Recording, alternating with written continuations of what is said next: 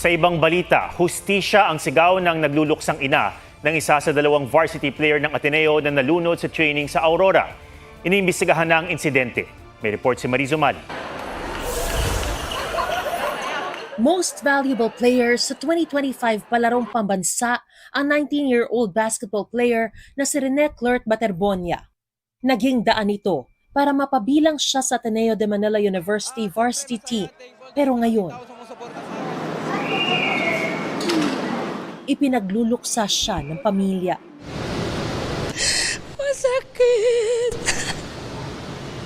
Sobrang support ko mula bata hanggang ngayon. Tapos ginanon lang nila.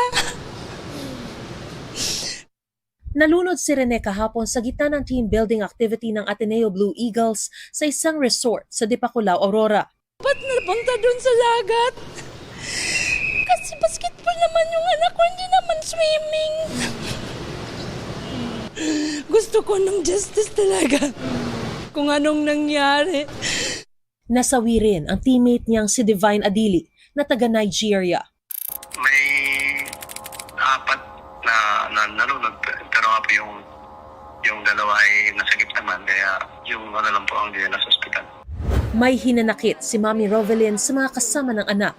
Sa social media lang din daw niya nakita ang itsura ng katawan ni Rene.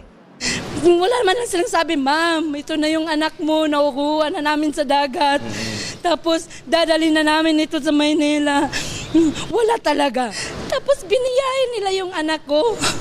Hindi man lang nila binihisan. Tapos wala pang staff na sumasama sa yung nagsundo sa kanila na pulinarya yun.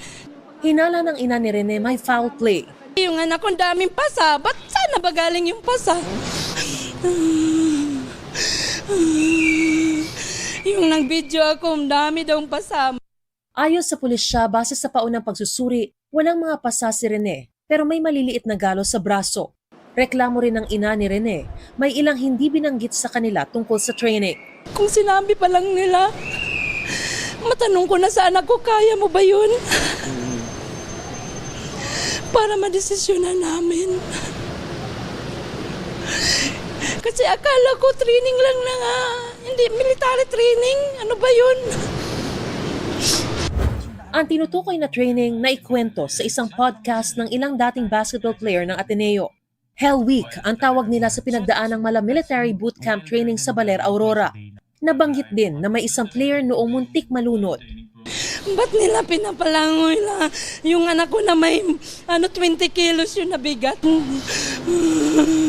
Alam naman nila mabigat yung linlagay nila sa paa o andin sa kamay. Tapos pinaano pa nila sa dagat? Hindi na ba sila naawa? Tapos ang dami nila. Ba't naman pumunta sila doon na walang dalang rescue, walang medic?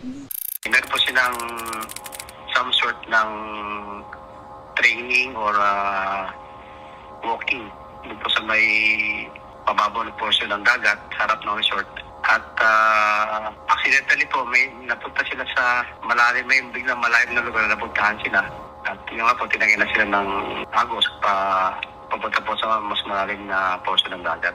Sabi sa GMA News ng Dipaculao Police, walang ginamit na pabigat sa mga varsity player.